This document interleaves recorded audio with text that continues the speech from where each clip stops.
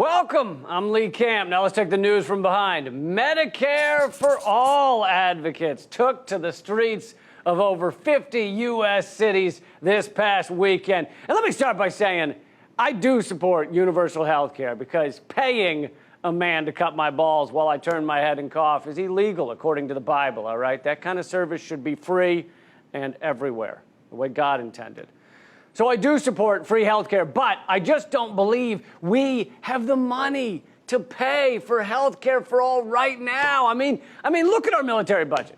The Senate this week added $25 billion to Biden's defense budget, which means they failed to add $30 billion to our military budget, or $40 billion, or $43 billion. Those are all the numbers I can think of. They only added $25 billion to the military intelligence industrial complex's already $1 trillion annual payday? I mean, with such a pathetic, measly amount of money, how will the Joint Chiefs of Staff keep their gold-plated cock sleeves properly polished for the Winter Festival in which they ceremoniously impregnate an F-35 fighter jet by humping its tailpipe? Riddle me that! I think we're all asking that question, right? How could we possibly pay for our citizens to have something as frivolous and elitist as health care when our military had to end combat missions in Iraq this week, I assume, because they didn't have the cash to keep going, huh? Our $1 trillion military is suffering right now. They're borderline destitute. I heard instead of night vision goggles, they're only equipped with day vision goggles, which they don't even need because it's daytime. You can just see without them. Day vision goggles are just called eyes. I also heard instead of K9 units, they could only afford K8 units, which is just a woman named Kate. I mean, she's cool, but don't get me wrong, she's fine, but she can't like sniff out bombs or anything. And she is not man's best friend. She's an okay friend at best, but she's not gonna like pick you up at the airport late at night or something. Neither would a dog, come to think of it. Still, our military is suffering. Instead of Kevlar vests, our military can only afford sweater vests, I heard.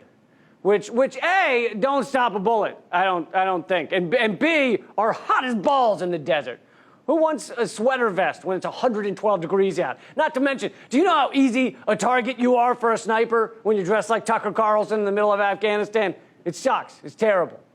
Point being, we don't have money for health care right now. We need that money to piss away on our military. Moving on, you've likely heard about whistleblower Daniel Hale. He revealed that our military's killer drone program murders almost entirely innocent civilians. In the rare event they kill a bad guy, it's like a lucky accident. Hale showed the American people why we have blood on our hands. I don't know about you, but until then, I was pretty baffled by it. Thought I had like a really bad hangnail every single day. Anyway, for showing us the truth about the killing being done in our names, Daniel Hale was sentenced this week to 45 months in prison, almost 4 years. Just to put that in perspective, famed killer Henry Kissinger sentenced to 0 months in prison. Famed puppet of murderous puppeteers George W. Bush sentenced to 0 months in prison.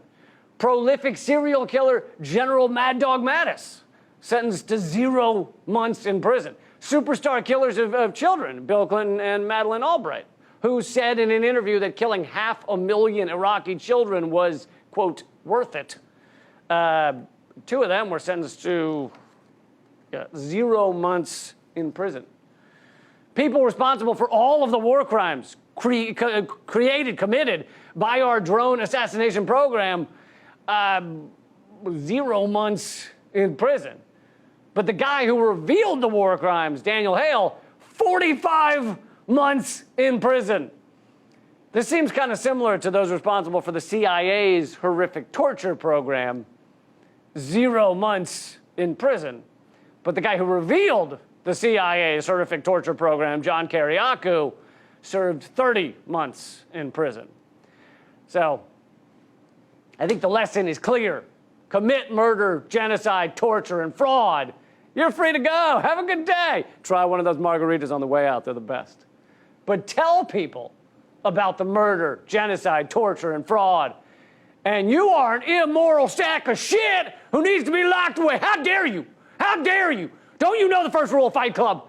You think we make up these rules for our health? Do not talk about Fight Club. Speaking of not telling the truth, for several years, we here at Redacted Tonight have been following the story of the Syrian chemical weapons attacks. And the story has followed an interesting path. Basically, starting after the 2013 chemical attack in Ghouta, we told you it was bullshit that Assad had used chemical weapons, even though he knew it would mean a near certain attack by the U.S. military. Then there was another chemical attack, this time in Douma, and we told you again it was bullshit. The mainstream media pretended it wasn't bullshit. Then a bunch of really awesome independent journalists like Aaron Mate, John Pilger, and Seymour Hersh dug into the bullshit and found that it was indeed bullshit. Then 4 whistleblowers from the Organization for the Prohibition of Chemical Weapons, the OPCW, the top organization for those type of things, came forward and said they knew the bullshit about the Douma attack was definitely bullshit. And now we have new evidence, as of this week, showing the 2013 Ghouta attack was, can you guess? Bullshit. Man, this stuff is so hard to predict, isn't it? It's so hard to predict. As Aaron Mate reported this week for the Gray Zone, a new open source study concludes that Syrian insurgents carried out the Ghouta sarin chemical attack in August 2013, meaning it was not Assad's government who did it, because it would be incredibly stupid for them to use the one weapon that would ensure U.S. military intervention, which was like the one thing Assad really did not want. The Ghouta attack killed hundreds of people with the use of sarin rockets. As Aaron Mate reported, based on their trajectories, the study traces all 7 missile impact locations back to the most likely launch spot where they all intersected, a small area within insurgent-controlled territory. This location is about 2 kilometers from any impact site, the agreed range calculated by experts for the volcano rockets used in the Ghouta attack. I thought that was going to be a little more convincing. If it's just the trajectories, then maybe they got the trajectories wrong. Who knows, right? No one can know that. Video footage has previously surfaced of insurgents wearing gas masks firing volcano rockets. Yeah, but maybe those people weren't insurgents. Maybe they just happen to be sarin-covered volcano rocket enthusiasts. Who knows, right? No one knows. And they identified themselves as members of the insurgent group Liwa al-Islam. God damn it!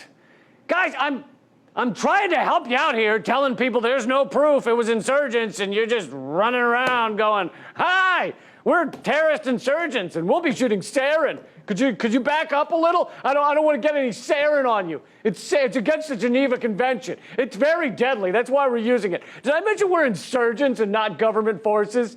You can tell by the name tags we always wear. Not sure why we do that on a battlefield. I feel it's a little more personable. You know, just because killing people with sarin doesn't mean we can't be cordial and introduce ourselves, right? Well, still, the American government knows what the real truth is, and if they say it was Assad who did it, then it was Assad who did it. Absolutely. Reporting in the London Review of Books, Seymour Hersh revealed that U.S. intelligence collected evidence pointing to Syrian insurgent responsibility for the Ghouta attack. Jesus! U.S. intelligence community, what the fuck are you doing? I'm trying to help you push your propaganda about it being Assad who used the chemical weapons, and you're standing backstage going, "Yeah, it was probably insurgents, wasn't it? Probably wasn't Assad." Well, still, it's just one intelligence report. Insurgents and jihadist groups don't even have access to sarin. There's no way they fired those rockets. They don't even have access. The Defense Intelligence Agency reported that al-Nusra in Syria maintained a sarin production cell, the most advanced sarin plot since al-Qaeda's pre-9/11 effort. Fuck, shit, god damn shit. And who the hell is this narrator? I hate this guy. Is it Daniel? Is it Daniel? Who's there? Well, look, maybe the DOD and American intelligence and independent journalists, maybe they don't know what they're talking about. I bet the other Western military intelligence agencies and the people they work with, they probably said it was Assad who did this, okay? Tests by the British military laboratory, Porton Down, had found that the sarin used in Ghouta did not match the kind known to exist in the Syrian government arsenal. Oh, for the love of fuck. You know,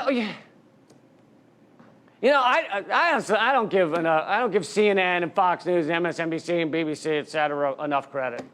Putting forward this kind of propaganda is fucking exhausting. Every word you utter is contradicted by truth. It's not fair. I've been way too hard on those mainstream media guys. What they do is nothing short of miraculous. Selling bullshit to people and telling them it's chocolate is not an easy task. Well done. My hat is off to you guys.